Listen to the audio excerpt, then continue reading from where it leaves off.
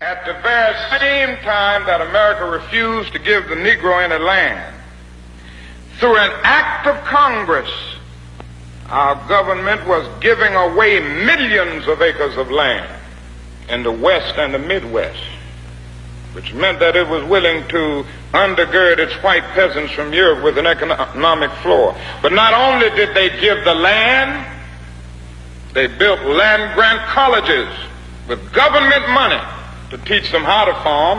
Not only that, they provided county agents to further their expertise in farming. Not only that, they provided low interest rates in order that they could mechanize their farms. Not only that, today many of these people are receiving millions of dollars in federal subsidies not to farm, and they are the very people telling the black man that he ought to lift himself by his own bootstraps.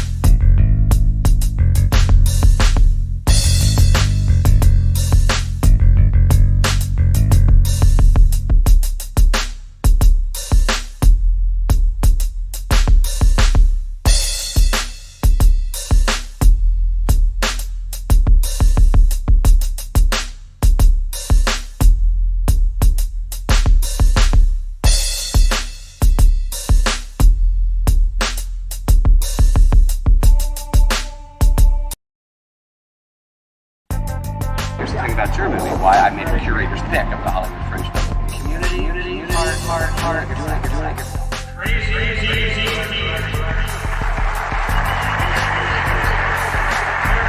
Observations TFR, 9:30 a.m. Pacific, 12:30 p.m. Eastern, Monday through Friday.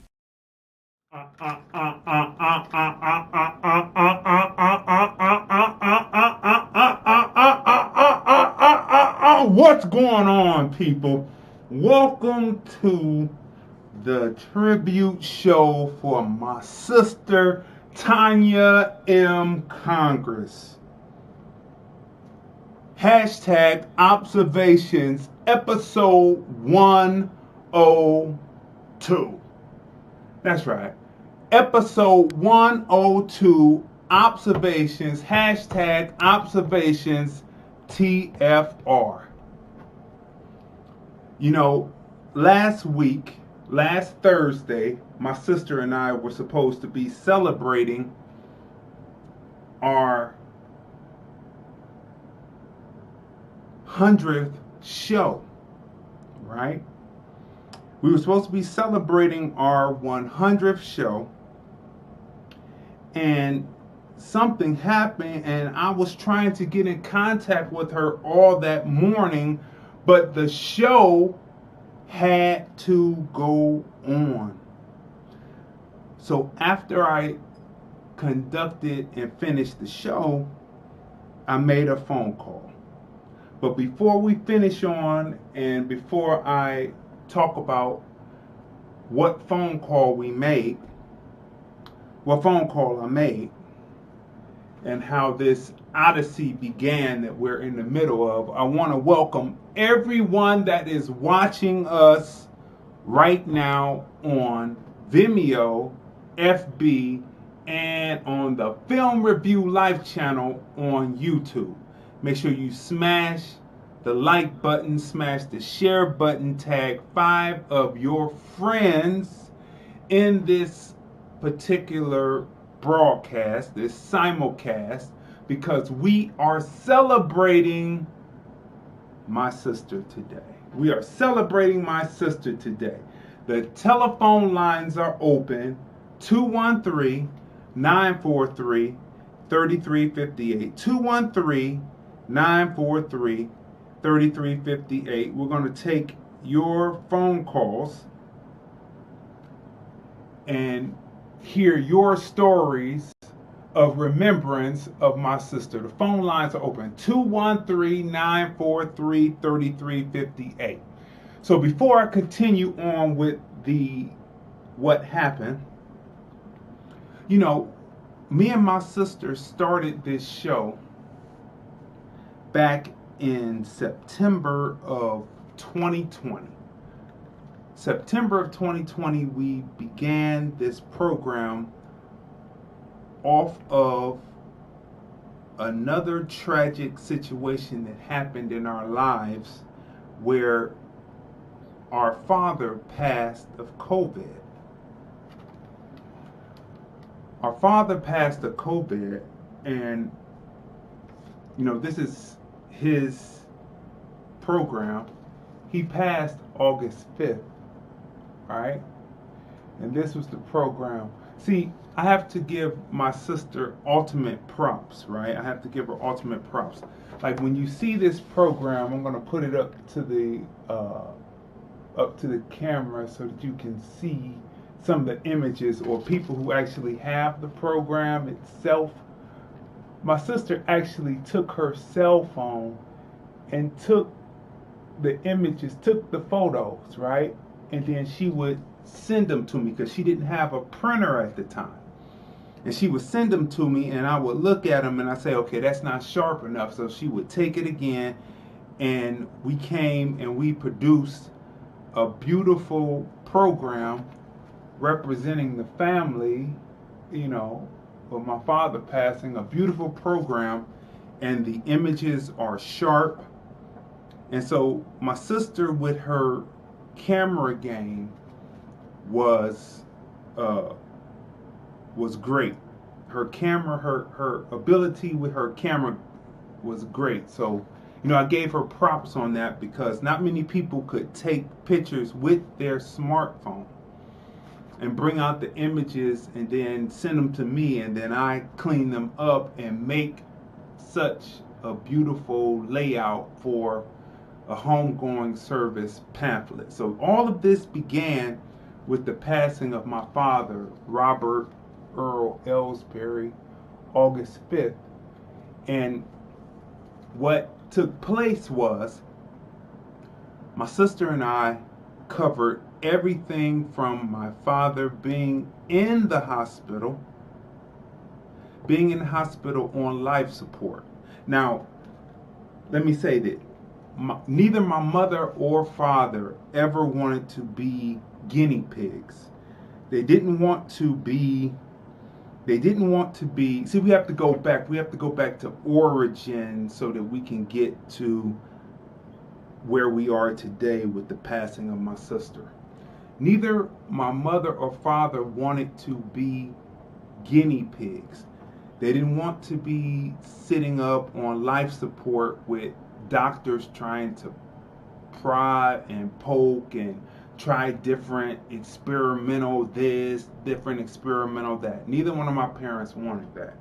Now, with my mother, the Cleveland, this happened to be where she was Cleveland Clinic. Just our observations. This is observations, right? Observations are opinions. She was at Cleveland Clinic, and the surgery had went long, and we were trying to figure out why was the surgery going long, right? And come to find out, when the doctor came out, they had removed the cancer from her stomach because she had thoracic cancer. But this Indian doctor, we warned you about this. This Indian doctor decided that, hey, let's make this patient an experiment. Unbeknownst to us, and instead of leaving her stomach, because the stomach can grow back, what I'm saying, that's one of the organs that can regenerate on itself. If it's left there, you eat. If you have liposurgery, if you cut the stomach and you start eating, the stomach is going to expand. It's going to regenerate, right? That's one of the organs that will. He decided that this smart man decided that he was going to put a pouch in, because my mother was 73. She believed in eating healthy. They got on eating more healthy, cutting out beef, pork, all that, back in their 50s. And so by 73, my mother and father were spry, walking, talking, living life as if they were 50-year-olds, and they were 73 at the time. He decides that he's going to put in a pouch. Now, the reason why we found out is because the insurance company told us that they were not dealing with 2 surgeries, but at the same time, this is what happened. This is what happened to us. This is our experience.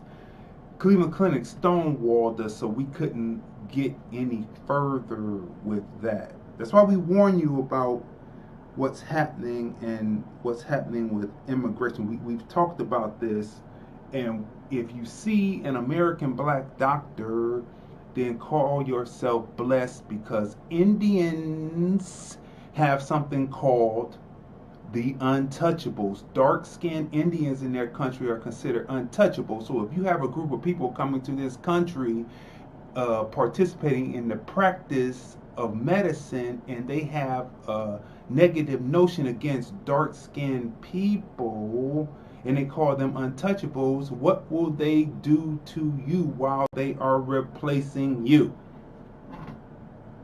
They will consider you an untouchable, right? So we have to be clear about this. So they put the pouch in, and we didn't know. So subsequently, my mother was never comfortable, and she passed. They got that one off. Right? Even though my mother had prepared, she said, if I'm on life support, the living will. Have a living will, people. Have a living will. This is very important. I'm going through the lineage of life, because when I leave, when I finally take my last breath, there will be no one to tell the finishing chapter, which would be the chapter on myself. So I make sure that I tell it up to this point, and then those who may remember will remember, right? Okay. So my father contracts COVID, all right? So I'm going to be just brutally honest with this, because this has to be told. This is very important. We were out here in Las Vegas, and my wife and I, when the COVID came down, we went in the bubble, and we are still in the bubble. We do our work from home on computers. That's what we do. So we're still in the bubble. We go out, get what we need, come back, boom. Now, I've been noticing that certain pockets of people have herd immunity. I'm hitting all of this real fast because that's the way my mind thinks. I hit everything real fast. There are certain pockets that have herd immunity already. There's pockets here. There was in the historic West, the blacks had a club, and they would go there week for week, and no one was getting sick. It's herd immunity. I just saw DJ Chicago and Mr. Arrogant. They hosted the cast of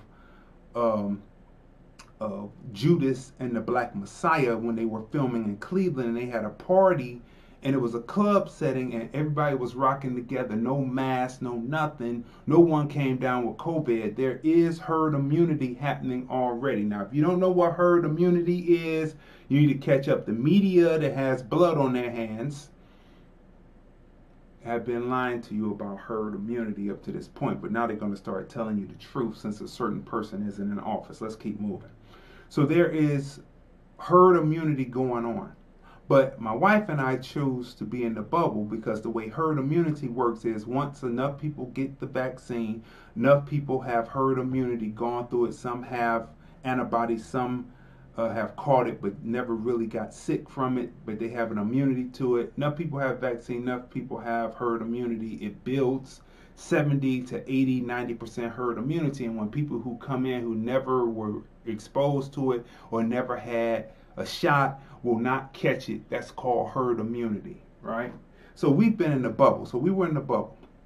There was a spiritual retreat that took place, and my sister was telling me about it, and I said, well, you know, you need to set up to be in, you need to come back and quarantine for 14 days. You need to come back and quarantine. So I'm going to be brutally honest. This is very important. This is very important. This is about forgiveness, giving grace, and forgiveness. We talked about this on the show. So these are topics that we talked about on the show.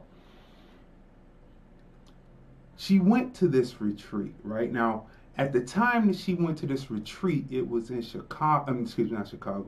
California. California was beet red on fire for the coronavirus. Now, my sister, her spiritual beliefs said that she would be immune from it. I said, but what happens about the people who may not be immune from it, like you, who may not have a strong spiritual warrior build up? And I said, you should set it up where you quarantine for 14 days when you come back. And I told my father the same thing. You need to have her quarantine. My father nor my sister listened.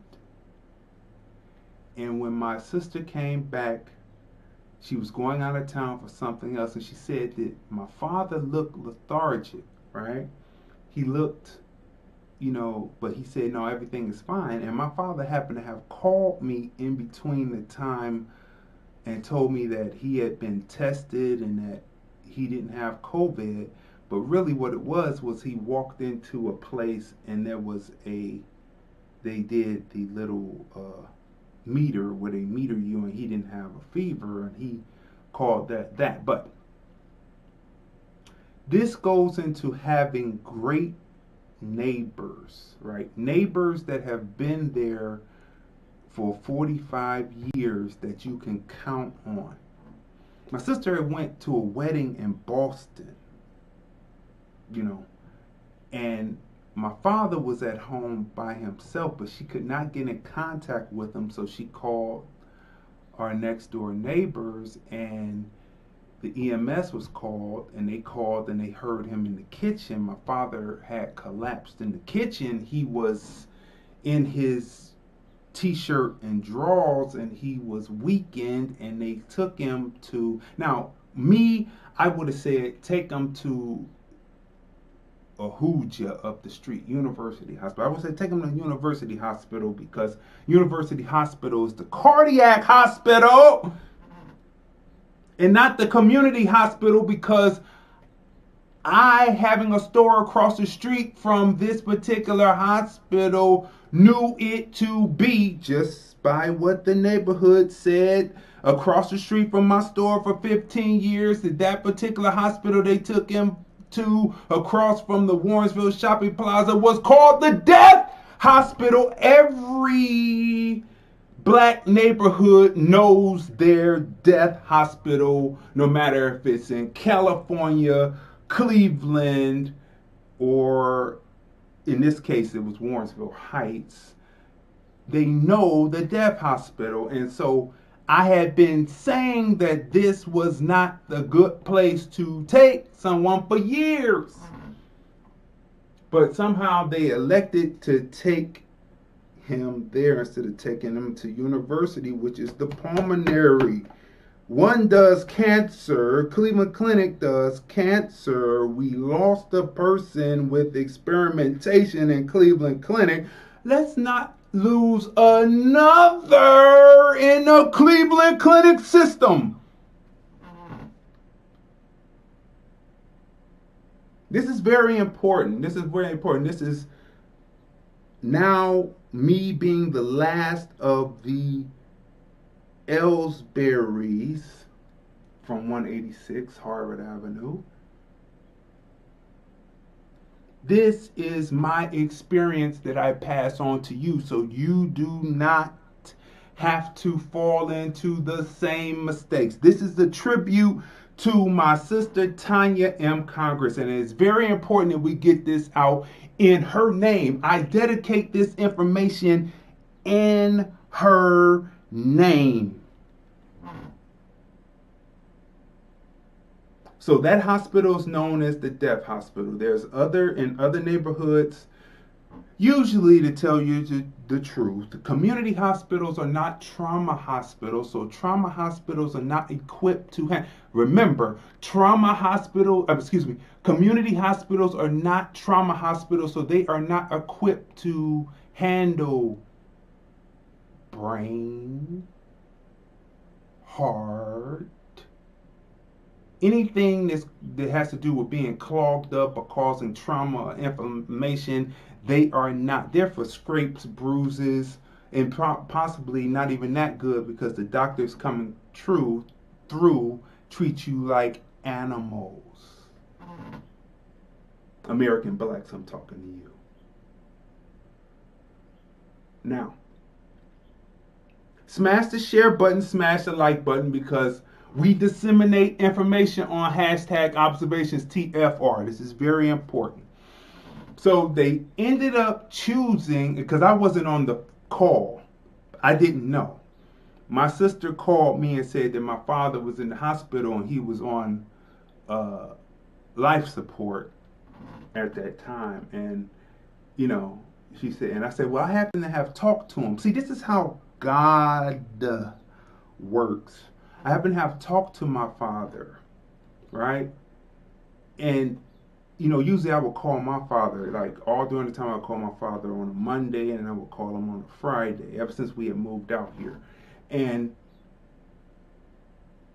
he happened to have called me out the clear blue. I didn't get calls from my father, that often. You know what I mean? Like every my birthday, we've been out here now. It's going to be 9 years, and so I didn't get calls from my father. I would call my father, and so we're sitting there, and let me decline that invalid number. So he called me out the clear blue and said everything was fine. And then next thing I know, the next door neighbors were able to go in, were able to call and be there. Let me take this real quick, people. I think these are the people about the arrangements, I think. Hello? This is. Hey, how you doing? Okay, thank you very much.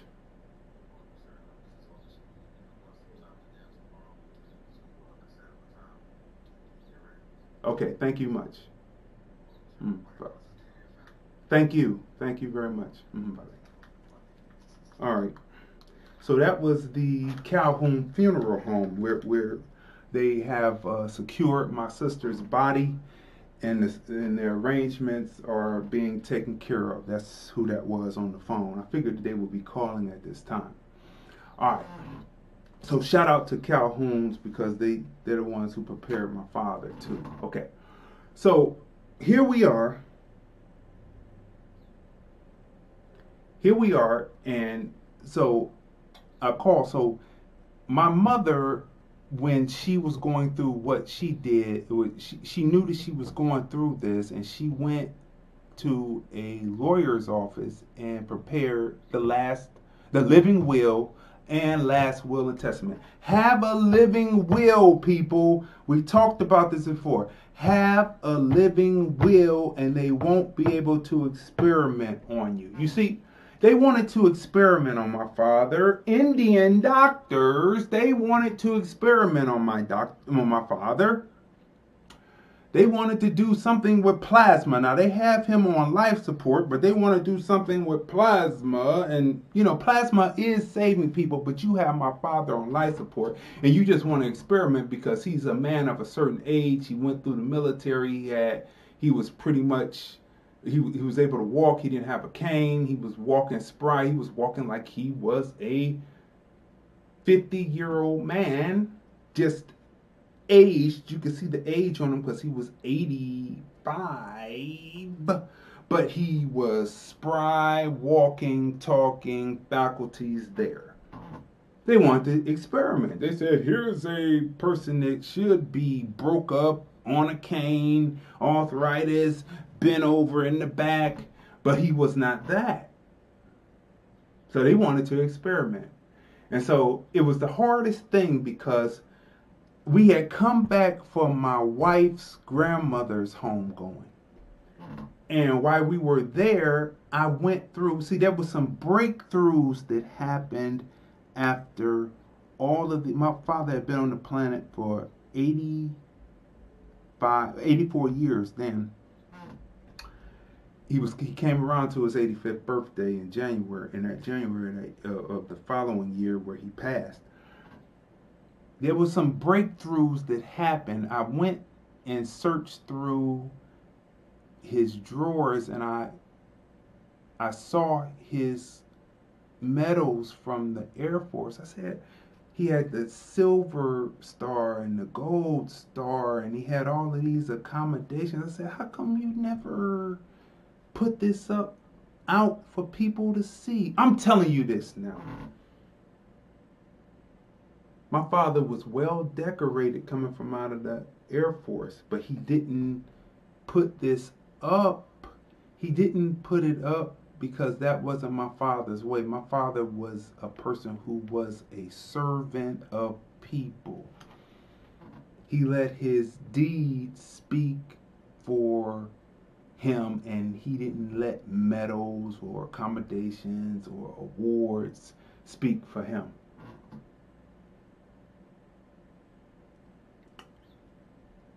My father had his people's pictures packed away in the drawer. He always had my mother's people's pictures up. My grandmother, my grandfather.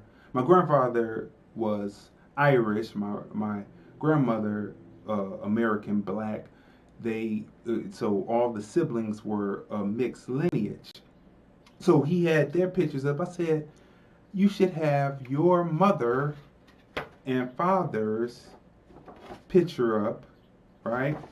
You should have your mother and father's picture up along with Ma's people, because you are living, Ma is gone, your people need to be recognized.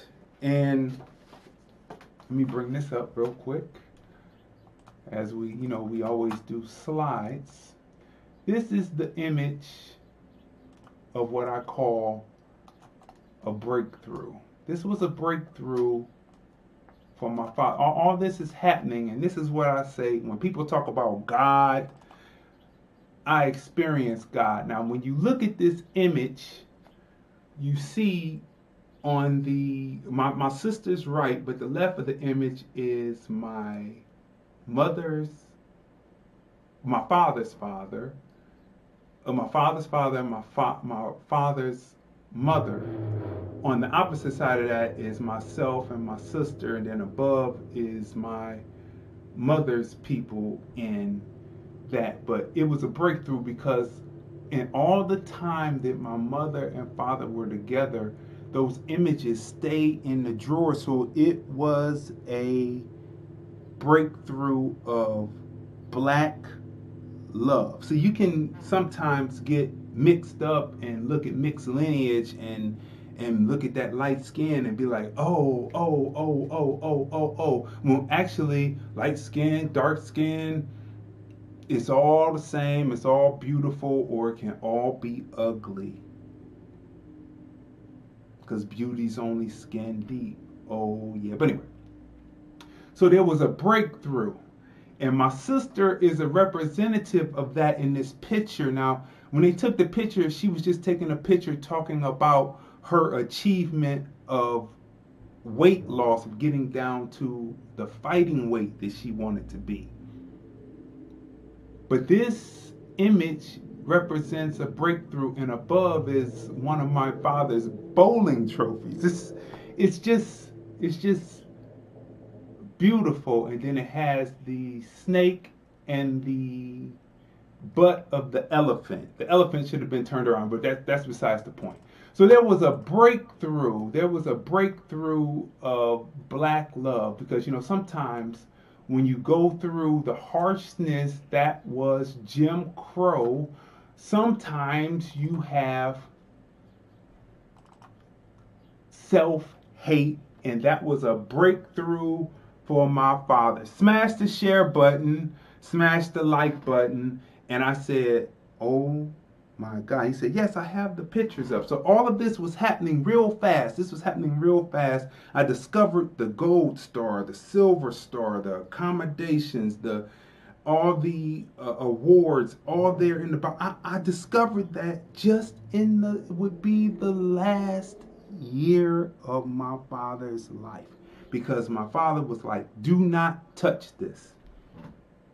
I remember we had Martin Luther King albums, a Martin Luther King speech, I Have a Dream speech, and instead of playing the record, he said he had like 6 or 7 of them, mint condition, and he said, don't touch these. Now, when I got older, I took one and I started cutting with it and putting it in between beats. I have a dream, But anyway, that's the point when I got older. But my father is in the hospital. He's on life support. At the same time, when I'm discovering this, I'm looking at the living will, and I'm taking pictures of the living will so it would be at the house, right? But I took it because my mother made me the executor of the estate, right? And so I'm reading through, and I knew what my mother's wishes was. No resuscitation. Do not want to be on life support. This is the living will. Do not want to be on life support. Do not want to be on life support. No, let them go. Pull the plug. Okay. So my father is on life support, and I called my sister because I found the pictures that I had organized in a folder, and I read through it, and I called her. I said, this is going to be hard, but in their living will, they say that they don't want to be on life support, no resuscitation. My sister began to cry. I began to cry. I said, this is the hardest thing that you're going to have to do, but you're going to have to take that living will up there and hand it to them and tell them what the deal is, because they didn't want to be experiments. So my sister takes it up there. Now, she presents it to the doctors, right? Smash the share button, smash the like button. This is the next chapter in what was happening, because we went all the way through, but we're gonna get to how #observations TFRs began. She takes it up there, and the doctors are coming up talking about, we want to do this experiment and that experiment and try to do that.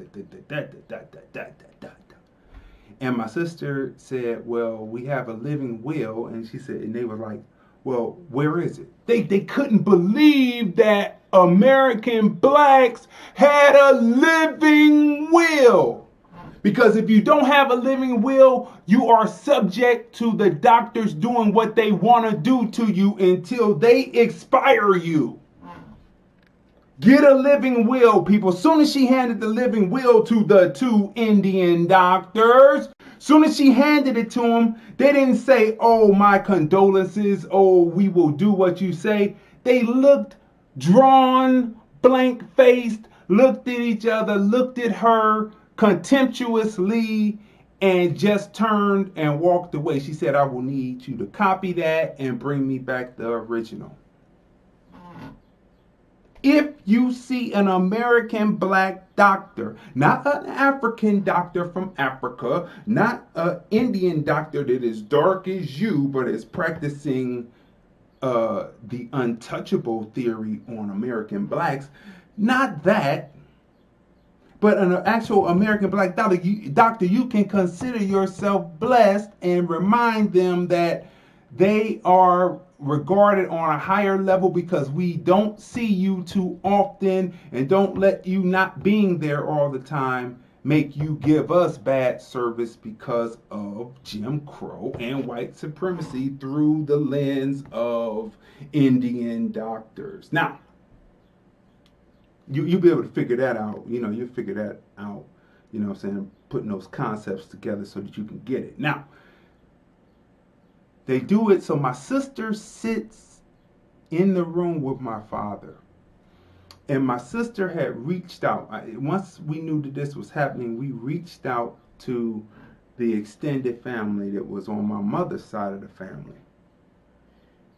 When people, just my observation, my opinion, when people have a spirit on them or a attitude on them where they think that they're superior, but they're really not, because if you have light skin and you lived a Negro life, you really wasted your light skin.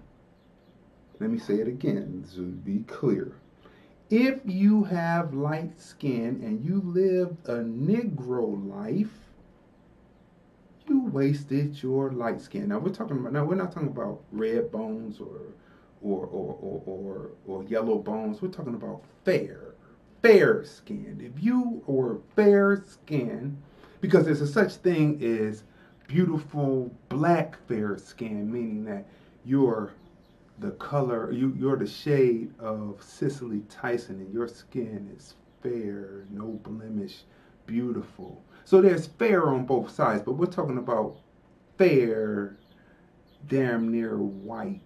If you lived a Negro life, you wasted that white skin. And we're going to leave that right there. So when we call, there's no, oh, my condolences. It's automatically like, superior, like integrity, and no one is better than me. You know what I mean? Like, I'm going to treat you fairly and everything, but no one's better than me. I'm my mother and father's son. So automatically, when I got the attitude, and people don't say, oh, my condolences, they say, what happened? What happened? This, that, another. So I said, okay, well, that's, in my opinion, lost cause. They're on what they're on. They're not going to change. Too old to change. They're going to go off with that. But anyway. So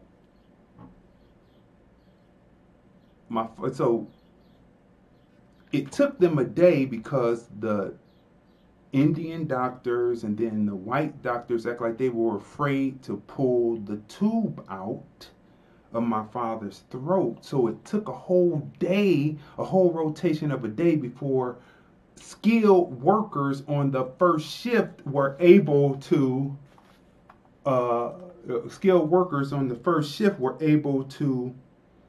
pull the tube out of my father's throat, right?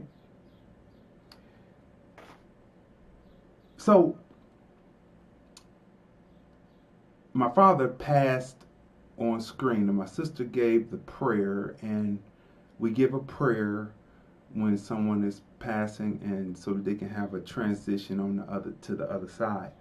And so she gave the prayer. She stood in the room, and I remember Philly Mac was on with us at the end, and I was like, I think that you should go home because you had caught a cough, and she was in there with that COVID and everything, even though she was masked up and everything. And so Philly Mac was like, yeah, I think you should go home. So she went home, and then we did what we were supposed to do for my father. We honored my father. I got certain answers that I didn't get. Well, there's certain things that you need to look at, people. They talk about lifelines and hands, right? And I always tell people, look at your people's hands to look at their lifelines to see if that lifeline thing is true or not. See if the lifeline thing. So I didn't get a chance to look at my mother's hands, but I had my sister turn my father's hands around so that I could look at the lifelines, right? You take from that what you will. But anyway, we did what we were supposed to do. Then we went and took the paperwork. Everything was organized. We took it to Calhoun's.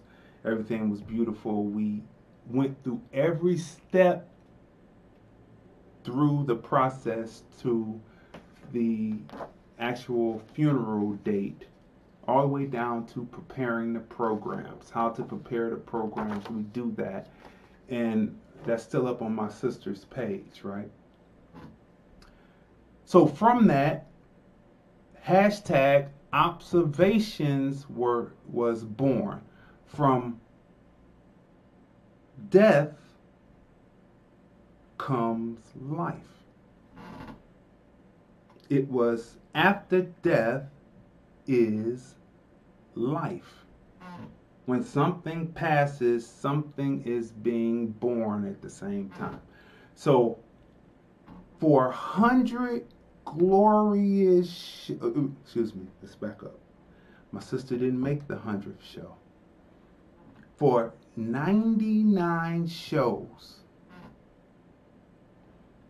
we developed the process, the chemistry, the using what we had already built during a situation that usually tears and pulls people apart.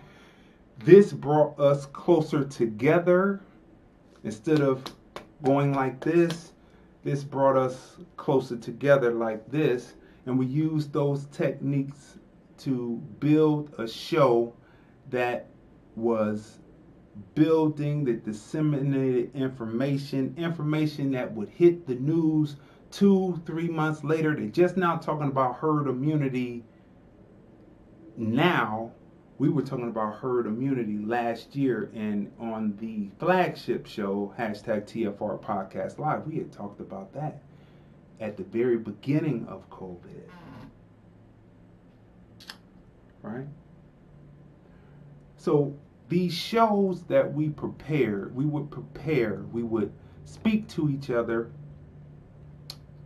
2 hours before the show. I would have read the information that we were going to talk about, and then I would send it over to my sister, and as I conveyed the information, I would say, read this particular paragraph. She would read it, but the intellect of my sister was to show and teach how to research further, to go beyond what was on the page and be able to research and go further. And so the brilliance of my sister was on display every single episode for 99 episodes of hashtag observations TFR. Now,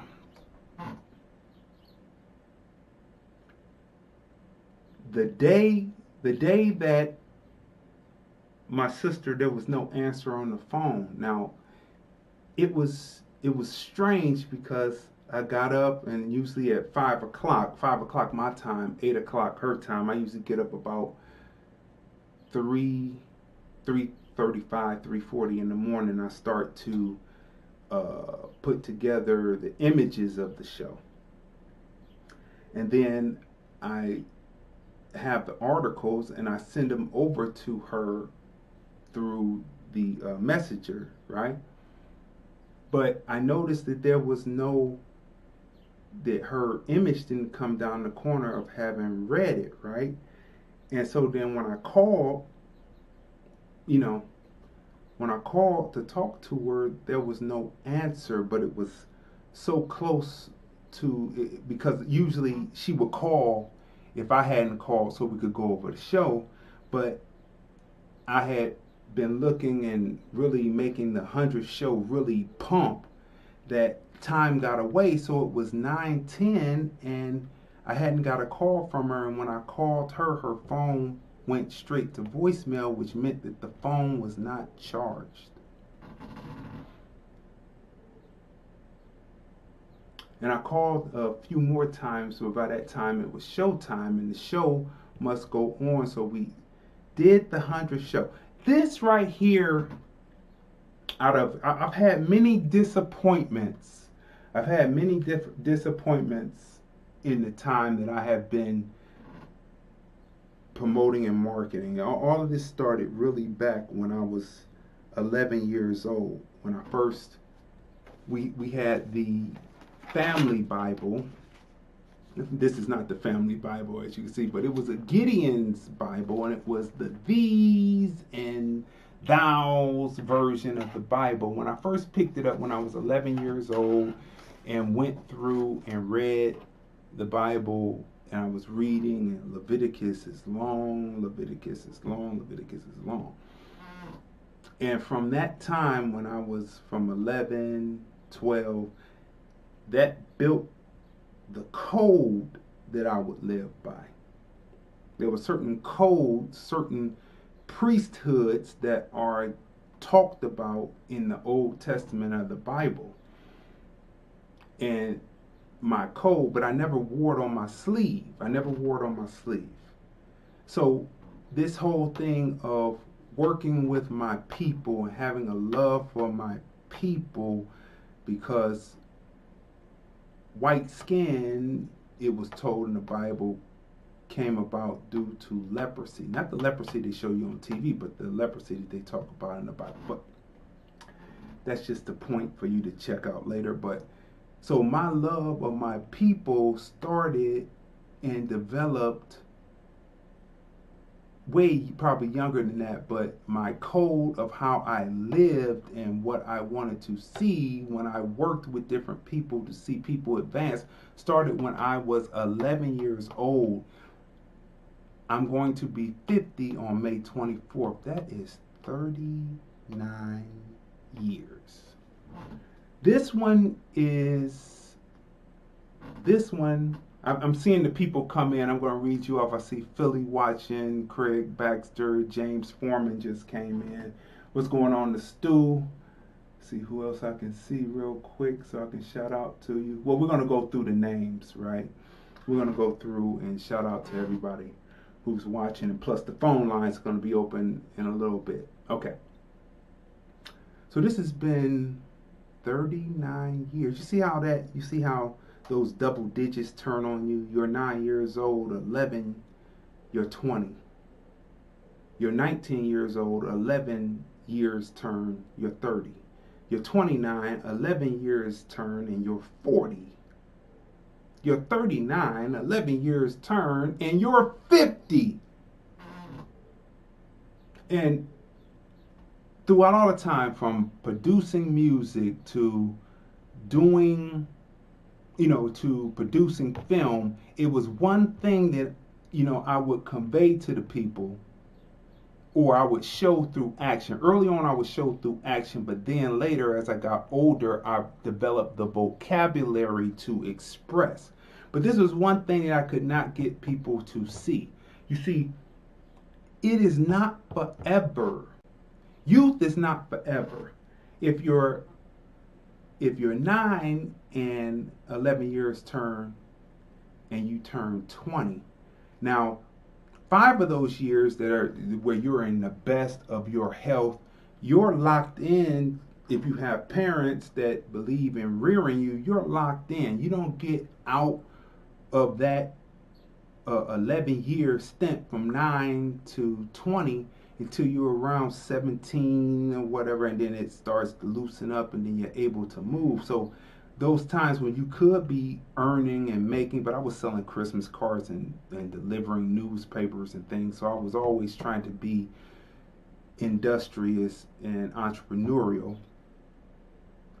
But during those times you're like that. But when you turn 19 and 11 years pass and you're 30, guess what? You're over the hill as far as you're still rapping, you're still trying to sing, you're still trying to do that poetry. You're 30 years old. You're over. So I never could get the people to understand that it was an urgency and that we needed to get this done now.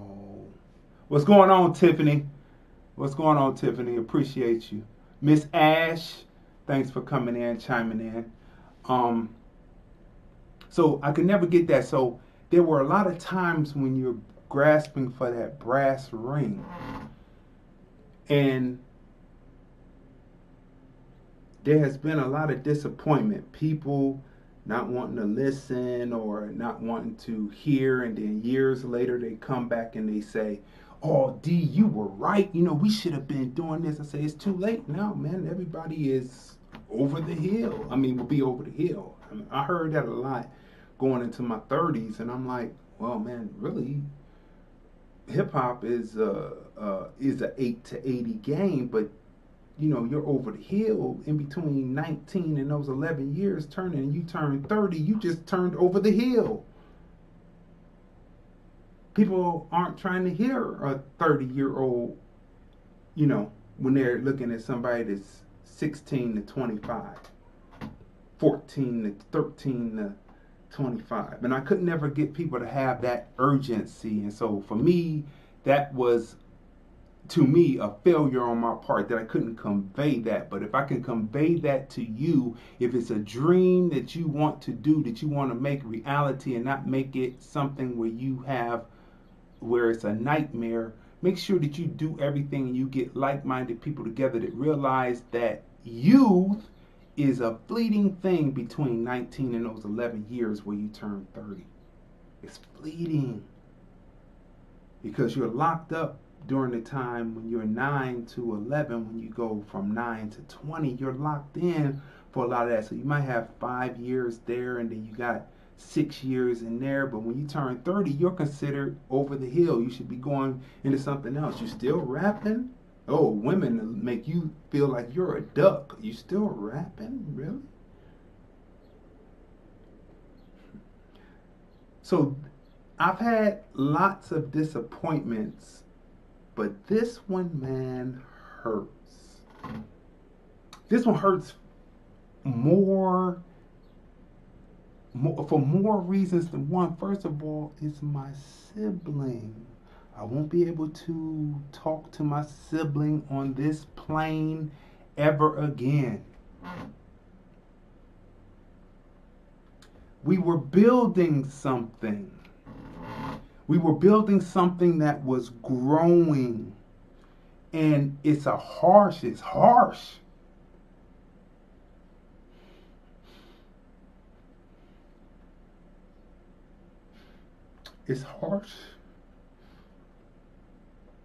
You know, I've never questioned God before, even through all other disappointments I had. But this one right here stings for obvious reasons, more than one. But you're there and you're going for the ring, and it was like she was excited about the 100th show, and it was 99 shows, and it won't be 100th show, it won't be 150th show, it won't be a 200th show.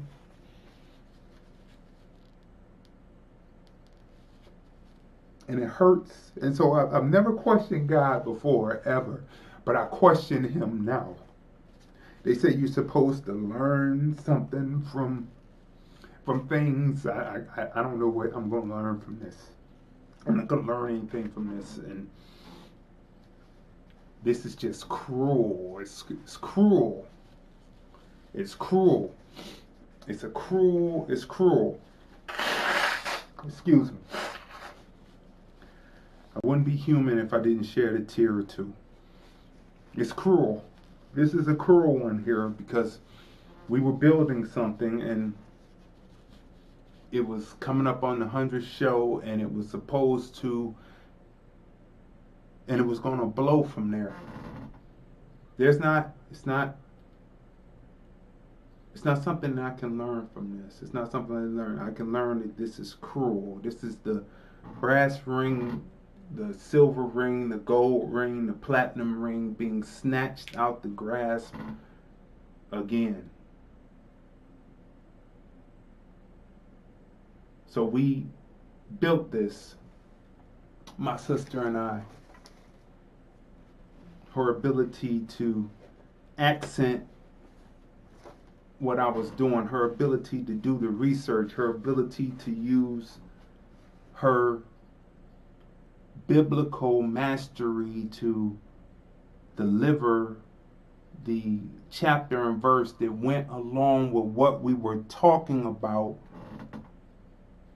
to give people to say, you do not bury your head in the sand because you say you are of a certain belief.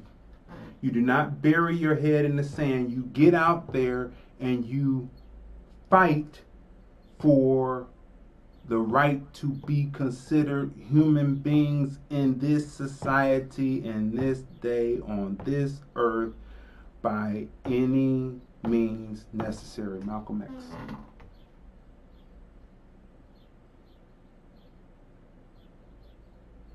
So this one hurts. This one hurts. Stings. It stings the most because we were building something that was unique. It wasn't everything that I do. I come original with it, and original. A brother and sister team, Generation X, delivering the information and telling the generations that came after that, unfortunately, because Generation X was experimented on. Unfortunately, because Generation X was experimented on, first it was the government butter and the government cheese, something in there that could kill you in 30 years by the FDA. Just observing. Then it was releasing crack while the generation before Generation X was in college, and we were looking forward to that. School days. We were looking forward to going to college, and at the same time that they did that, they released Ready Rock on the generation just before, which then affected Generation X coming through.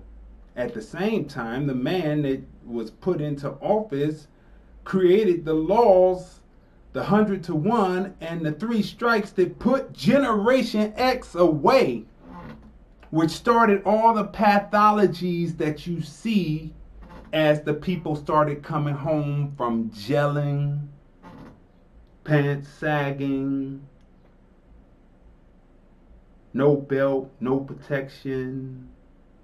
All the pathologies started through what was put into place.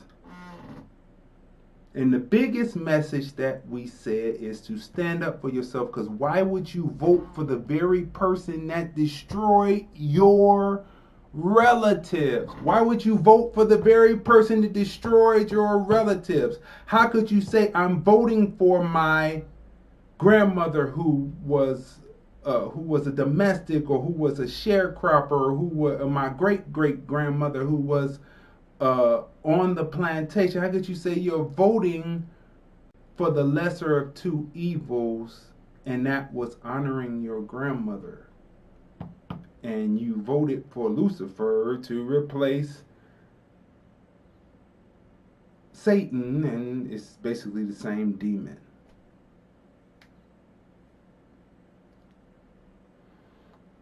And so this is what we embarked on. 99 shows, the 100th show, the missing episode from Friday, which makes this one now the 102nd episode. There will be a missing episode that never ever happened.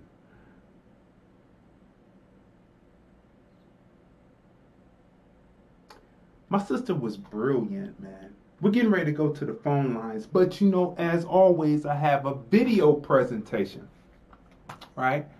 I have a video presentation. The phone lines are open, 213-943-3358. You can start to dial in now. Now, those that are on the phone lines, you won't be able to hear this presentation because it's going out on the main feed on Vimeo, FB, and YouTube. And I don't want any tomfoolery, so we won't do what's usually necessary to do it. But we have a video presentation, right?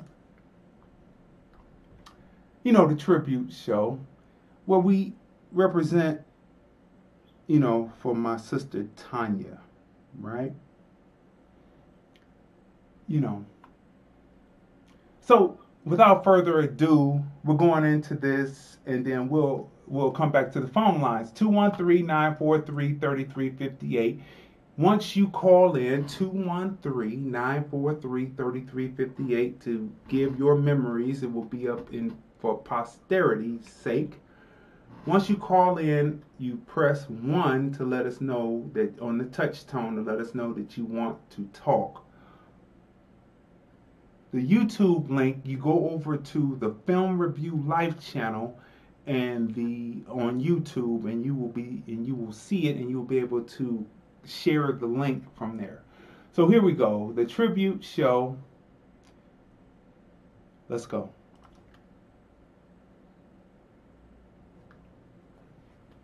But before we go any further, I need to introduce my special guest host, my sister Tonya M. Congress. How's everything going for you this morning? Well, everything is going pretty good this morning. I had a few mishaps, you know, like we do, because we're always rushing. But things are good. I had a decent sleep. Today I have my gala apple cut up. I have some fresh ginger sliced and cut up there. Almost took my finger with it this morning. And I have, every day is educational for me. Every day is educational. There's always something new, right? Not just here on the show. I always learn something new here, even as we're doing the show. But this is what I learned today. You ready for it? I always got something funny for you. So I have these ginger sticks, right? I've never had ginger sticks before. You know, I read about the ginger sticks. I use ginger powder, but I've never had the ginger sticks. So I dropped the ginger stick in my coffee, and you know, I got cream in the coffee. I noticed the stick isn't breaking down any. It's still hard, so it's soaking in the coffee, right? So I picked the stick up, and I take a little bite of the stick. Guess what I learned? The stick is not meant to be eaten that way, and I'm going to tell you why. My mouth, up until when Dee started talking, my mouth was blazing. Yeah, I like this meme this morning. So in less than 365 days, now, that's not factoring in any of your prescribed drugs, because some of the drugs have been prescribed to deal with issues that are already taking place in the body, and a lot of those drugs cause more issues in the body. It would be impossible for this to act, because remember I told you on another broadcast that our bodies are designed to heal themselves. So if you have some chronic conditions going on, you may want to, for the sake of regulation of those things, like say you have high blood pressure and your blood pressure is 2 something over 1 something, unless you walking around with a certain kind of level of faith like I did for 10 years. I mean, I walked around with my blood pressure is 2 over 1 something for over 10 years, right? Until I applied more stuff to it, where I had to change my eating habits, it's our responsibility to be stewards over our bodies. We're not going to eat all that salt pork. We're not going to eat all of that stuff. We're not going to have honey baked ham. We're not going to have that and then throw up a prayer and all of the things that those toxins that's in that meat cause not happen or just fade away. Each one, teach one, right? So right now we're looking at something where you had some people who started the movement in the first place. It wasn't about Black lives, not unless it included lesbians and feminists.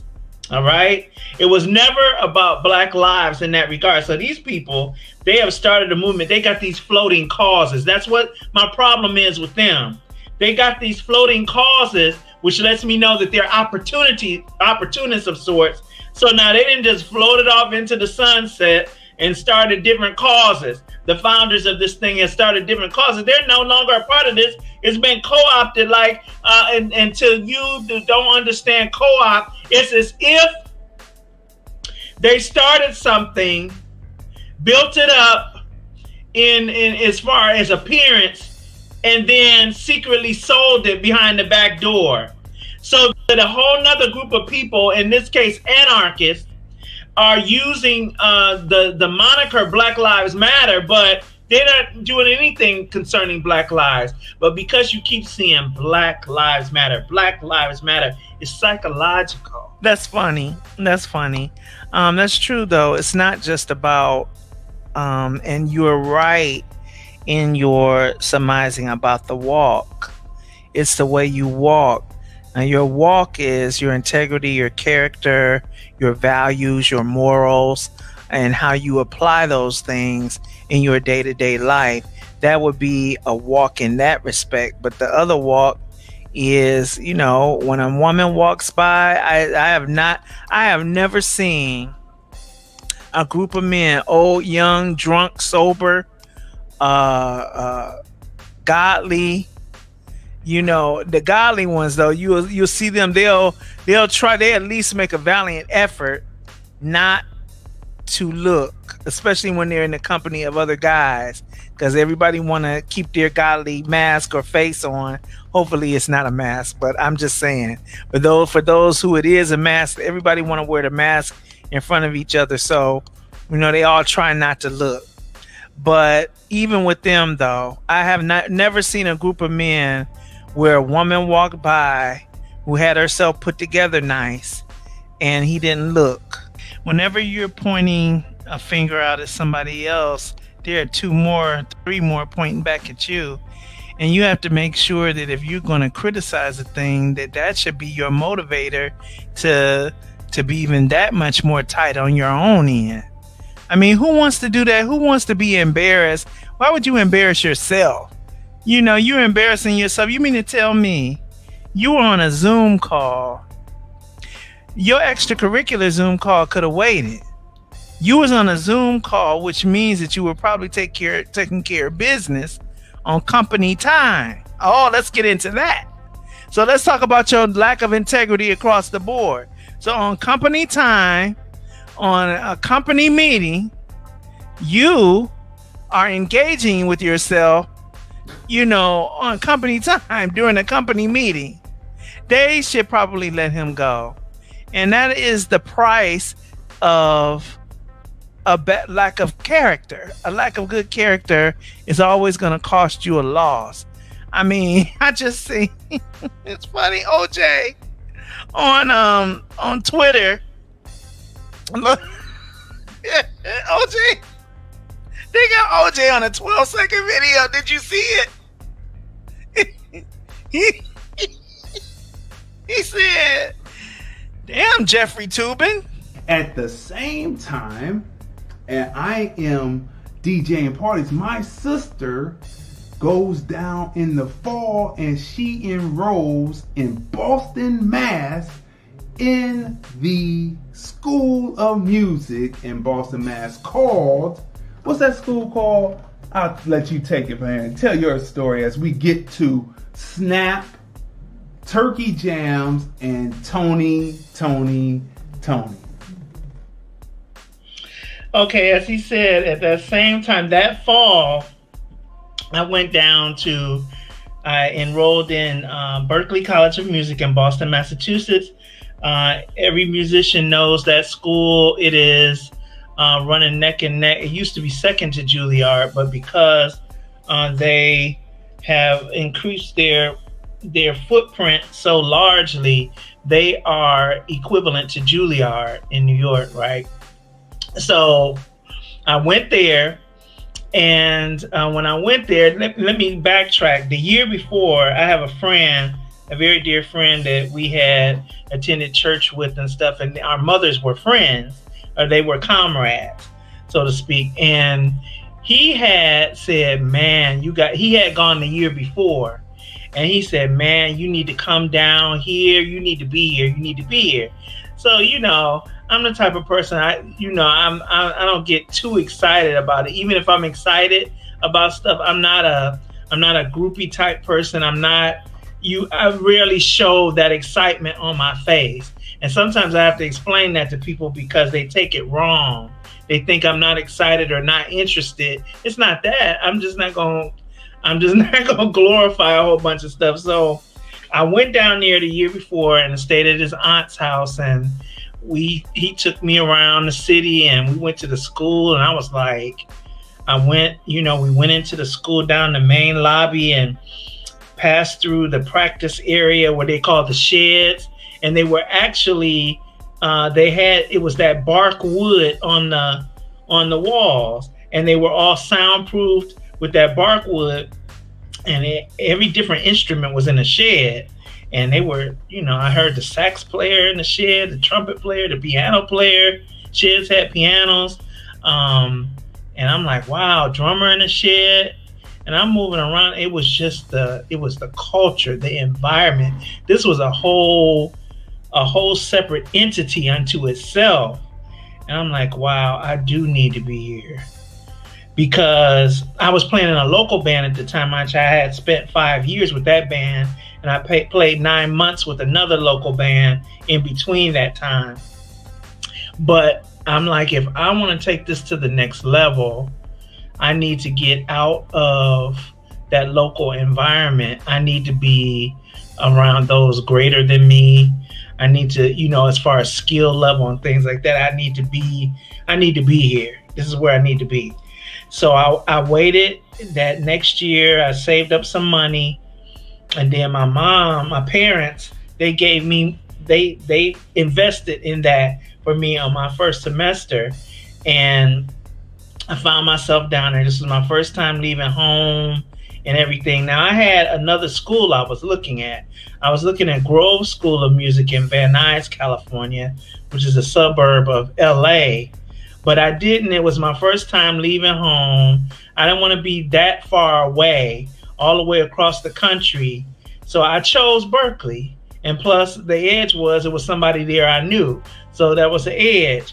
So I went to Berklee. And when I got there, it was just like, from the time the train pulled into the city and I got off that train and walked down in the lobby, main lobby, all the kids, people are getting out of taxis, people getting out of buses, and everybody is meeting and coming down and congregating into the main lobby. And they're telling us, well, tomorrow you're going to go to your financial aid appointments and all of that stuff. But here's the cafeteria. So everybody's herding down to the cafeteria. And we're down in the cafeteria. And the only thing they had on a salad bar was Thousand Island dressing. I had never had Thousand Island dressing. I was like, what is this? I don't even like how this looked, Thousand Island dressing. And it was funny. I put a little bit of the Thousand Island dressing on my salad and took a forkful. I was like, the Big Mac. That's right. That's one of our shows where we tell stories and relay experiences from our lives that can go on and assist other people in, either getting ready to know what they're going to experience as the world opens up for them, or being prepared and knowing what to look out for. So all those shows are up. Episode 1 through 99 are up. You can hear them on your favorite podcast provider between TuneIn, Stitcher, Google Podcasts, and iHeartRadio. Make sure you follow hashtag observations TFR. Well, it's actually The Spot. You follow that. You can go right there to Google search and type in hashtag you found the spot. You see it right there. Hashtag you found the spot.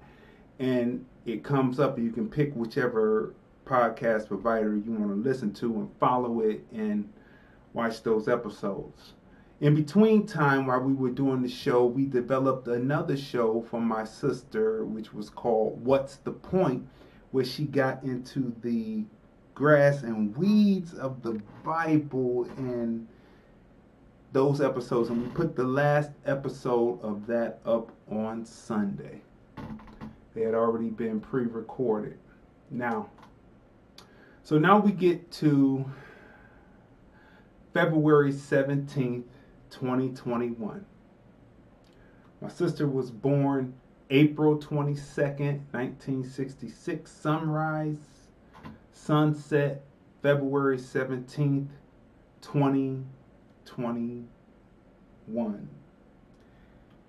How we know exactly that it was the 17th and not the morning of the 18th is because my sister would prepare breakfast food in the morning before, so it would be something light like chopped apples, grapes, peaches, or whatnot, and she would have her tea ready.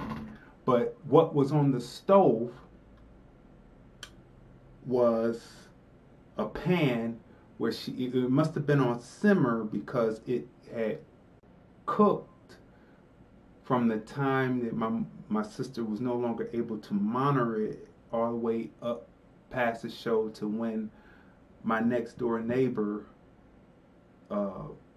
arrived at my call, at my behest. So let's back up. So it was dinner food, and also one of her friends and her boss kind of tied pieces together because she said that she missed her work time. She was a no-show in those hours. So what happened to her on the 17th after the show, coming around, I would say probably around 7 or 8 o'clock. So let's back up. So it's the 18th, and I haven't been able to reach my sister, so I reach out to Tiffany, my next door neighbor, the Moores. Shout out to the Moores. It's nothing like having extended family. They're our next door neighbors for 45 years. I tried to say 50, and Ed was like, "Oh, I don't know about that." But anyway, 45 years they've been our neighbors, and so I reached out to Tiffany on Facebook, right? I reached out to Tiffany on Facebook, and she called me back and she said, "What's up, Derek?" And I said, I haven't been able to get in contact with my sister. Is it possible that you could, go over there and check on her, because I hadn't heard from her? And so she said, sure. So she had called me back and said she had called her mother. Now, this is very important because there has been some conspiracy theories going on, and we're going to address that today. This is very important because that is hurtful. That is hurtful to me. It's hurtful to people who were implicated in the conspiracy, and it's just hurtful all the way around. Like, people wouldn't know what to do and how to go about doing. So we're going to discuss that today. Smash the share button, smash the like button. So her mother said that there were no footprints around. No one had been, because it was snowing. So snow is a clear indicator if anyone has walked up on the house. There was none. So when Tiffany arrived, she called me and said that she had been yelling through the mailbox, that she had been knocking on the window. She could see that the light was on where my sister did the broadcast and did her work, but that she wasn't answering. So what did you want me to do? I said, call them people. So she said, okay. And so she called the EMS. So the EMS arrived and they found their way in. And, I had told her where, where things were, where my mother had always had workstations where you could find things, so things wouldn't have to be busted up and broke out so that, there would be an expense. It was never like that because my mother thought ahead.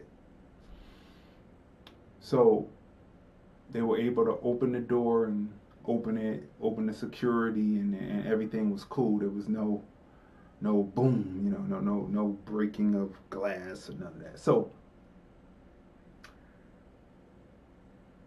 the first thing that comes out, because they go in, and the first thing that comes out, and I wanted to instantly go in too, but they said it was a liability. I wanted Tiffany to follow with the phone, because if you know anything about the Ellsberys from when my father passed, we went blow for blow, point for point. We followed all the way through the home, going all the way through the funeral. Shout out to TC Congress for handling the camera when they delivered the flag to my sister, giving my father his military honors at the end. All that is up.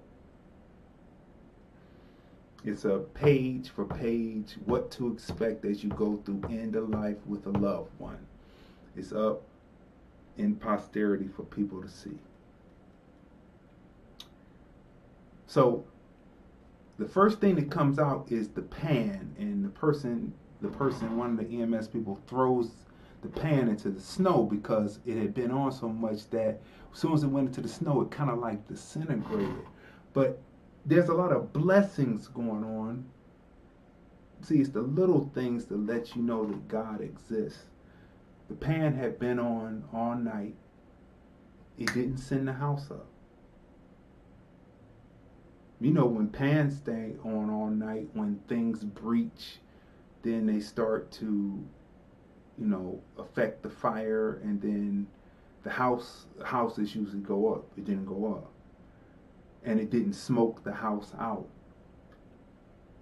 So that was the first thing that came out, and it went out in the snow, and it kind of like disintegrated when it went out into the snow. It held together while it was on the stove, held together while he held it. So when it was on the stove, when he threw it out, it disintegrated in the snow. That's a blessing. The next person that came out who folded up the step ladder, they were like, so she was like, what's going on? And he was kind of sheepish, and he didn't want to answer. And then he said, then she said, well, is she in there? And then he was like, yeah, she dead. And then Tiffany told me through the phone, because we were doing it through Messenger. I have to shout out to Facebook. It was clear signal all the way through. It's invaluable, this thing that people think is part of the Illuminati. But anyway, that's neither here nor there. But it's only a new Illuminati if you doing something illegal on it. You shouldn't. But anyway, okay. She said she did, Derek.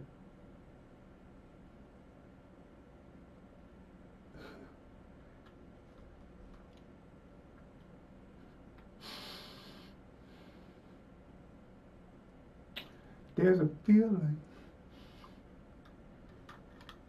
There's a feeling that you get that comes on you all at once. It's like a feeling of finality. It's like I knew when my sister, because my sister was dependable, and I knew, and I knew people were trying to say the best, and I knew I said that. I knew I said she's gone, but because she would have picked up, she wouldn't have, left it if the electric wasn't out. That was the first thing I asked Tiffany after back up. I said, was the electric out recently in the neighborhood? And she said, no, that was a couple of days ago. So the electric was on because, the ice age that we've been inflicted with because of irresponsibility of the government. We've been inflicted with this. We're causing outages from Maine to Texas. So it was out, but it would come back on because Cleveland is reinforced for the cold, so it would come back on. So I knew then. So when they said that it's a feeling that's inside you, it's your sibling, it's like a brother and sister. Like, I see that relationship between my nephew and his sister. It's a real close relationship that brother and sister have. Like, you get on each other's nerves, but you love each other. And it's a close feeling, but it was a wailing that came from me that I did not know that I had inside my body.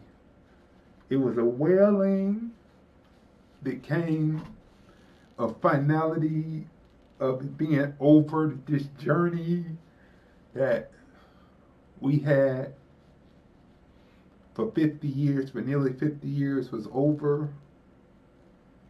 And see, I think more than just about the spiritual side. Yeah, we're going to see them again and all that. But I think about the intellect. You see, the intellect and the intelligence. I often watch these clips on Chuck Berry because they did a documentary called Hail, Hail, Hail, Rock and Roll. And in there, he talks about how he started to play rock and roll from Boogie Woogie, which is all American black music art form. Rock and roll is nothing but rhythm and blues. It was retitled rock and roll, right? And how he, started playing that. But first he plays a melody of songs from the 40s, which are ballad songs, and he plays it, and I think about his ability to play the guitar, or I think about Prince's ability to play all those instruments, Prince's ability to have produced everything and just put a band there to replay it on stage, to reanimate it, to emulate what he did on every instrument in the recording process. They emulated on stage, that it was all him. And I think about the brilliance and the intelligence and the memories and the history that is gone just like that. There will be others who stood alongside them, but it will not be the one who was the impetus to making it happen, the impetus that was experiencing it. That consciousness is gone forever. So all of this is going through, and it was a well that I didn't think. So I said, so as they came out, I said, I have to see. Because they were coming out and said, how does she look? Did she fall? Did she hit her head? And they were all sheepish.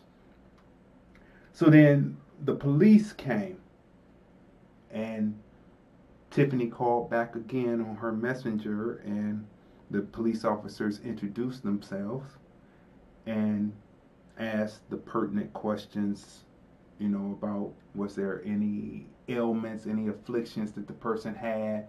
And so then I started to ask questions. I said, did she fall? Did she hit her head? Was it anything?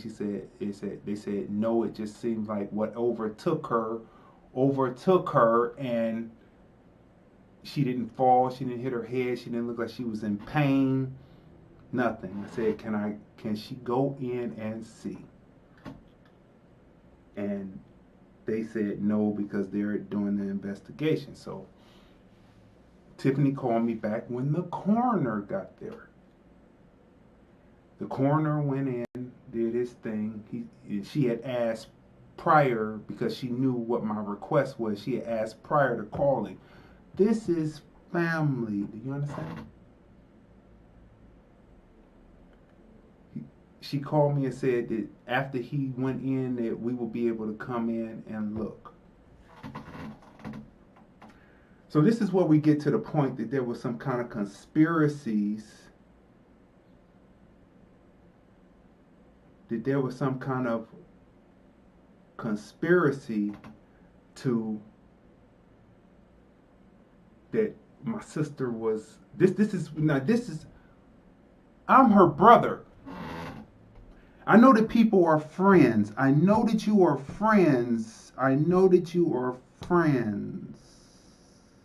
And that family is made, it's not where you're from, it's where you're at. And family is truly made from people who are extended from out of your blood. But if my sister had been murdered, there wouldn't have been anything except for death itself that would have kept me from reporting that off the rip and looking for the mother who had done it. But this conspiracy theory saying that my sister was murdered. What's going on, LaKayla? Love you too.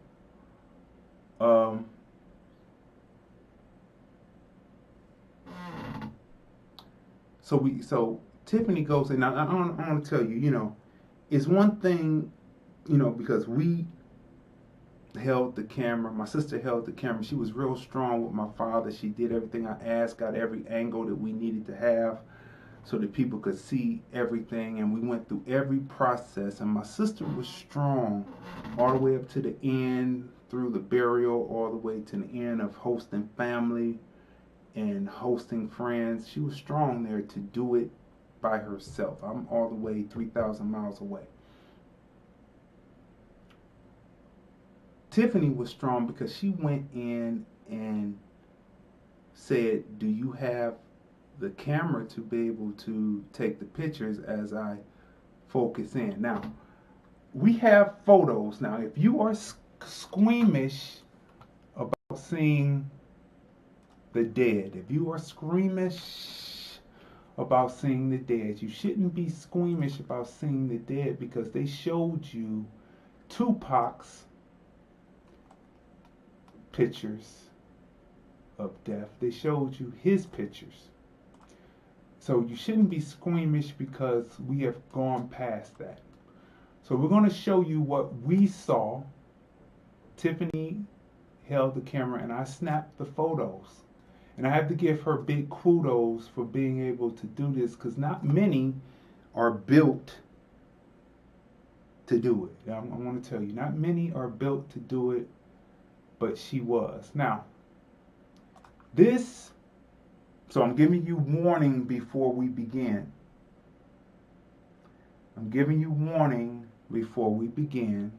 That if you are squeamish about this, and those who are squeamish to turn away now.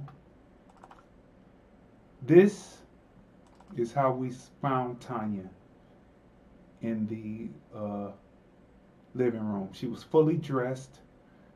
She had just, whatever overtook her, took her just like that. We asked the coroner, and he said, it seemed like it was like a cardiac arrest, and it took her like that. She didn't fall. She didn't hit her head. It wasn't nothing violent. No one broke into the house. No one murdered her. Nobody did that. Stop that conspiracy shit. Stop it. It's disrespectful. It's disrespectful. It is disrespectful. And it is means that your tongue wags and death comes through the tongue. Stop it. Correct it. Repent. Repent. Repent. Repent. No one, when their person has passed on, needs to hear conspiracy theories. This ain't rap music. This ain't rap music. This ain't Hollywood. For those who are squeamish about close-ups, this is your time to turn away now. This is my sister. She was fully made up, hair done, eyebrows, eyelashes, lipstick. She just looks like she's asleep. She just expired.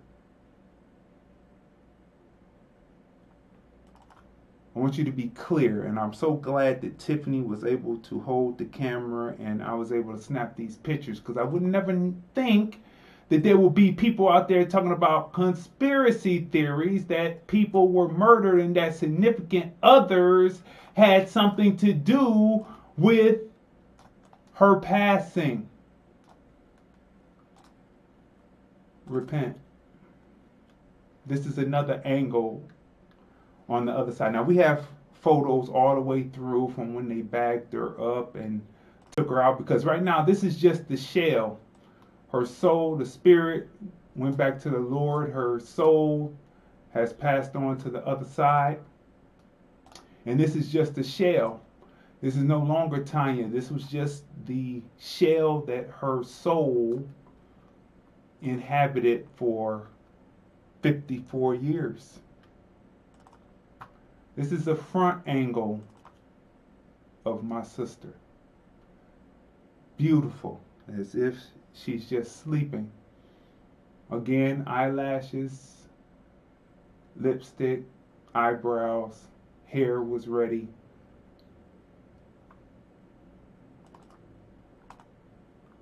See, it's very important that we do this, because I've seen so much death in the time since we've been out here in Las Vegas up until now through to my sister. I've seen people who we were organizing out here to do things, and the person passes away and people start to act. When people pass, people act crazy. It's all kinds of things in their mind when people pass.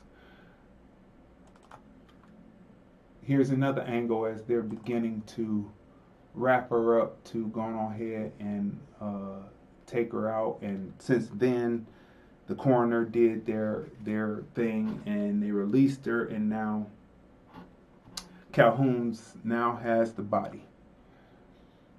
As you heard, as we were on air, they called to let me know that they secured her remains.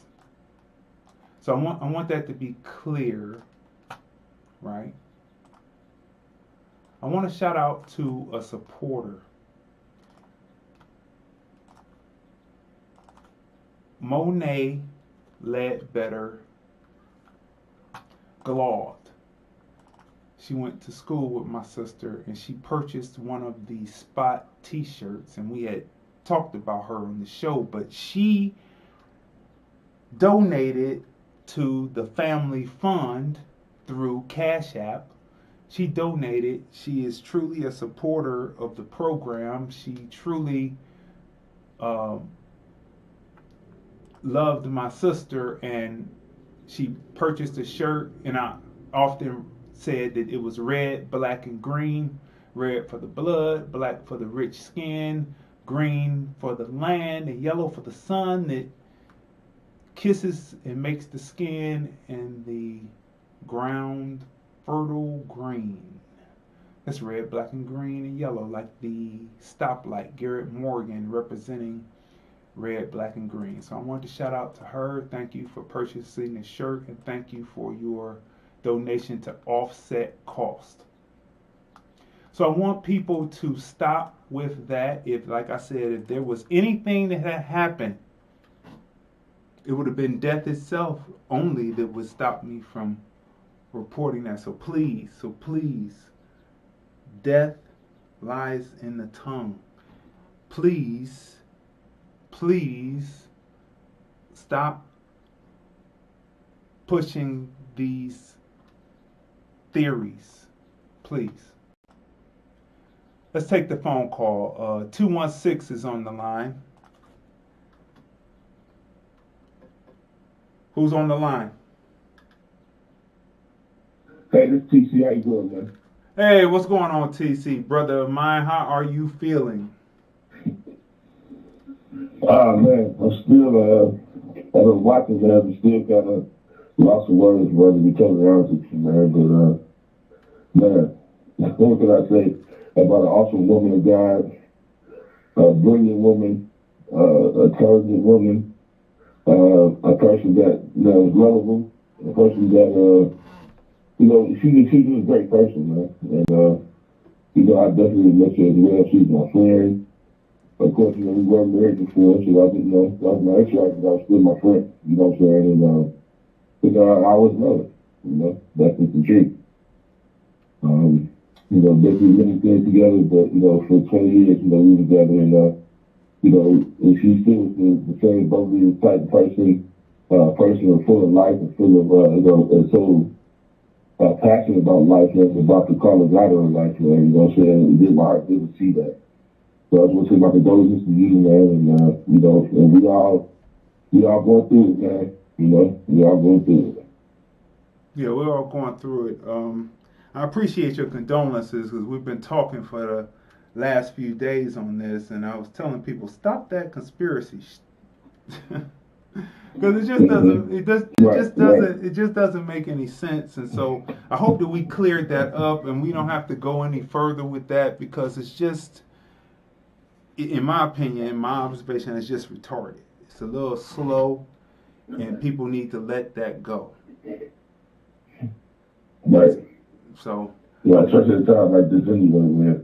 So I just want to let everybody else come on and get their condolences, man. And they shout out to the call there real quick before I go do some other stuff. I'll be still watching, and man, like I said, I'm here for you. I got your back, and you my brother forever, so it's all good. That's what's up. I'm gonna go on to the next phone call. I appreciate you. All right, thank you, sir. Thank you. Another 216. You're on the line. Who we're speaking with? Turn your radio down so that and just listen through your receiver on your phone. Turn the computer down. And listen. Yes. Who we're speaking with? How you doing, dear? How you doing? Who is this? This is Johnny and Donna just calling you to give our condolences. We love you. We pray that God will continue to strengthen you and Trace and the family during this time of sorrow. We love you guys, and we know God is with you. We know God will see you through. We love you. We love you. God bless you. Thank you. Thank you very much. Let's go on to the next. It's all right. Bless you. Bless you. Bless you. Thank you for calling. Let's go on to the next call. Another 216. 216, you're on the line. Who we speaking with? Hello? Yes. Who we speaking with?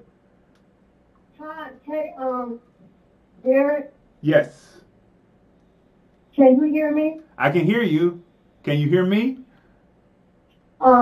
Yes, now I can. This is Crystal. Hi, Crystal. How you doing? First of all, Go ahead. First of all, I just want to say you have my condolences. And I'm not going to be on here long. I just want to say I need to apologize to you because I have taken this as though I was the only one who loved her. She was my sister. When I tell you, she was my sister, she was my sister. Everyone knows that. And I just want you to know that I love you. I love your wife. This is going to be something we're going to have to deal with, the fact that she's gone. but she is so beautiful. So what you just showed us of how she looked when she left, glory to the Lamb. Glory to the King of Kings. Because all I could see is the anointing that is on her now. When God took her, he left glory.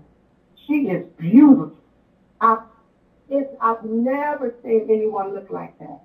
So I'll just give honor and praise and glory to our God, for he is faithful. And I just want you to know that I love her. You are my family because she was my family. So much I could say. Everyone who knows me knows how close we were. But if there's anything you need, anything you want me to do, I'm here for you and your wife, and I will be talking to you soon. I appreciate that. Thank you. We've been talking, and I appreciate everything that you've said, over these last few days. Thank you. Amen. Amen. Yeah, I will be talking to you later, but I just want you to know I love you, and I have peace. I'm going to cry, but I have peace because she was beautiful. Beautiful. So right. I love you, and I'll be talking to you soon. Be blessed. You too. Thank you.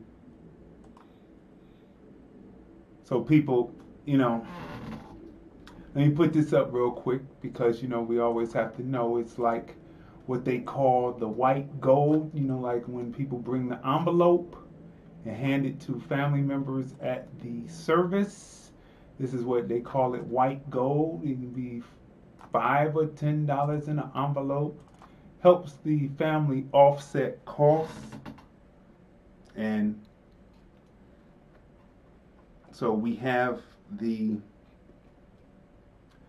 donations set up at Cash App, $, go over to your Cash App, $, you found the spot. Or if you don't have Cash App, you can go over to PayPal by typing paypal.me/you found the spot in the address of your phone or in the address box for searching on the internet, and it will come right up and you'll be able to securely put an amount in there.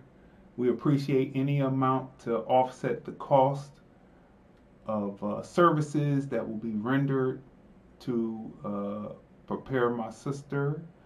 And that's what I will say about that. We have that up for you to see in many different forms on the You Found the Spot page. So people,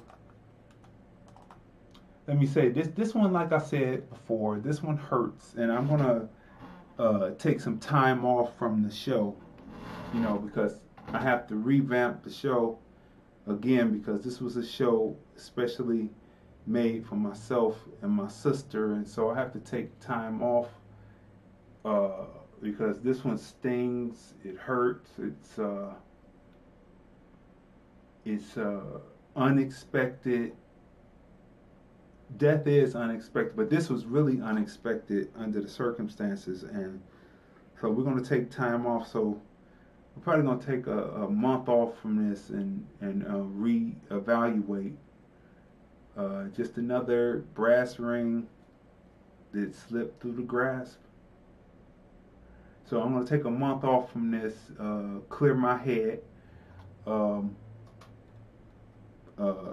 try to stop questioning God, because it's the first time, like I said, a lot of disappointments. I've always kept moving and having success, but it's the ones where you miss, and this one is one that's big where you miss grabbing the brass ring. And so I'm going to take time off and work on not questioning God on this one.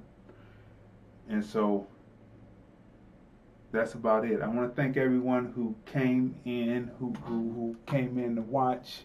I thank all the people who called on the phone. We appreciate you. All the people who commented. I didn't get a chance to see everyone's comments. What's up to Pastor Edwin Moore? I see you out there. Angel Monet. What's going on in you? Just going to shout out to some people that I see real quick. Miss Ash again. Moni. Tina. McKinley. My love is my kids. LaKayla again. What's up to my niece and nephew out there? Ed, see you out there. Crystal again, she called up. Stuart Elsie, one of our faithful viewers from day one. Tracy Hansberry, thank you for filling in some of the blanks. Thanks to her friends for filling in the blanks too. Black Architect, what's going on to you? James Foreman, Tiffany, Invaluable, thank you for everything. Craig Baxter, Philly Mac, you know how we go back. Let's see who else as we go through the line here. Aunt Donna and Johnny called up. Yeah, this one stings. I'm gonna say this one stings. TC, mad love to everyone that loved Tanya. That's right. This one stings, so I'm gonna take some time off. We're gonna be back on Sunday with the flagship show, #TFR Podcast Live. But this one, #Observations TFR, is on indefinite hiatus. I have to think it out. It was something that brought me and my sister really close together, and it wasn't meant for her to be on the 100th show. It wasn't meant to be. It wasn't meant to be. And so I just have to, accept that. It's hard to accept that, but we go on, Thank you, Mrs. Moore. God bless you also. So this has been truly a robust episode, probably the way I'm feeling right now, the last episode, the concluding chapter of an era, 102nd show of #Observations TFR. I'd like to especially thank my sister Tonya M. Congress, who believed in what we were doing. And when you find someone who believes in what you're doing, don't take them for granted. I didn't take her for granted, and that's why this hurts, right? But don't take them for granted. See the blessing that you have and move swiftly and quickly to achieve your goals, because tomorrow is not guaranteed. Surely we will see them again, but we won't see them again on this plane. We won't be able to talk to them. We won't be able to hear their brilliance. We won't be able to, and all that brilliance and all that knowledge is gone. That's what I think about. The stories that we were planning on telling you to help people when they come across situations, how to navigate those. The stories that we were going to tell you are now gone in the ether. Oh, this is a hard one. But you can listen to all the episodes again on Google Podcasts, Stitcher, TuneIn, which is a subsidiary of Apple Podcasts, and on iHeartRadio. Go to Google, search #, you found the spot, and you can choose the podcast provider that you want to listen to. You can also listen to What's the Point? My sister's last show went up. Also, we have just movie reviews to save you pocket revenue. Is this worth getting a streaming package on a streaming service, on a streaming platform to watch the film, or should you save your money? Reviews to save you pocket revenue during this pandemic time. And of course, the flagship #TFR Podcast Live Film Review, Movies, Music, Culture, Politics, Society podcast every Sunday, 3 p.m. Pacific, 6 p.m. Eastern. On Sundays, that's my wife and I. We review movies, music, culture, politics, And we'd like to thank you for tuning in and being with us as I gave tribute to my sister Tonya M. Congress. Again, I have to put this up. I really have to put this up. Wish I didn't have to, but I do have to put this up. Please, whatever you can, please donate. 2 ways to donate: on the Cash App, $ you found the spot, and donate PayPal, paypal.me/you found the spot. All secure payments through PayPal. What else can I say? I appreciate you calling in, all the people calling again. I appreciate all the love that I've received over the time of my sister passing.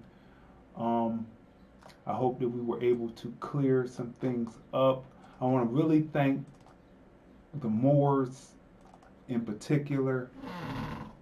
I don't know where we would be if you beautiful people were not there. Going way back to the beginning, and then definitely when what happened with my father happened, and definitely what happened with my sister. Thank you for being strong. We appreciate you. We love you. Thank you to Tiffany. Thank you to Mrs. Moore. Definitely thank you to Ed, Pastor Edwin Moore. We couldn't do it without you, so I appreciate you. So people, this has been a robust episode of #Observations TFR. We're going to be on hiatus for a while.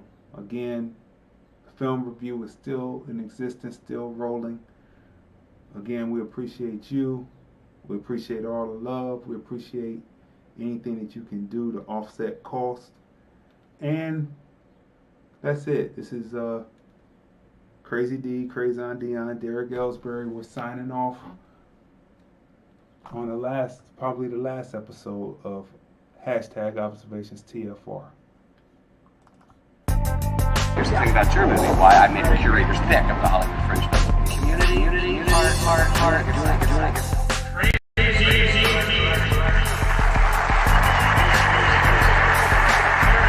Observations TFR, 9:30 a.m. Pacific, 12:30 p.m. Eastern, Monday through Friday.